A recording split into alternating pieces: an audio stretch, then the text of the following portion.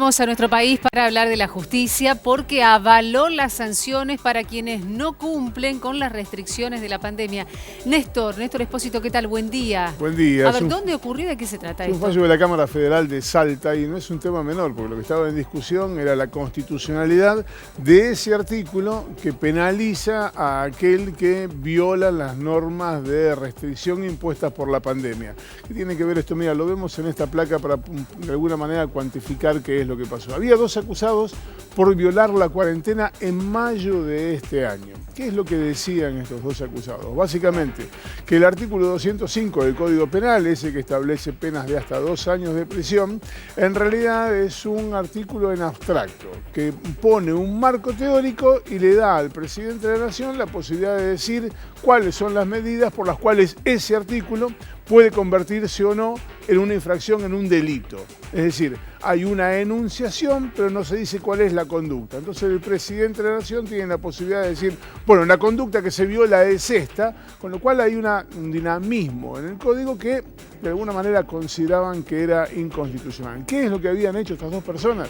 Bueno, habían vuelto a la Argentina en un operativo de repatriación y cuando tenían que volver tenían que permanecer 15 días en cuarentena. Violaron esa cuarentena. No se quedaron en casa. No se quedaron en casa, En un domicilio. básicamente. Entonces Claro. hubo una causa penal, abrieron una causa penal por ese famoso artículo 205 y lo que hicieron fue plantear ante la justicia: este artículo es inconstitucional, excúlpenme de cualquier consecuencia legal que pueda tener esto.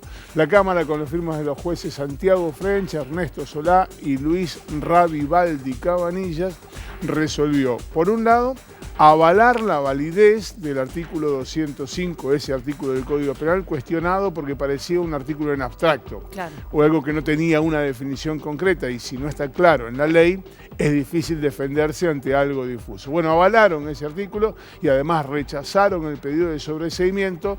Los dos repatriados que no cumplieron con la cuarentena van derechito al juicio oral y público. Consultarte, Néstor, ¿esto sienta precedente para otros casos en el país? Bueno, durante todo este año vimos casos en Bariloche de personas que iban a hacer denuncias justamente porque habían salido a la calle fuera de lo que podríamos calificar como un toque de queda, por llamarlo de alguna manera, la restricción horaria, y la policía, bueno, los acercaba hasta su casa. Hubo gente que presentó denuncias en este sentido.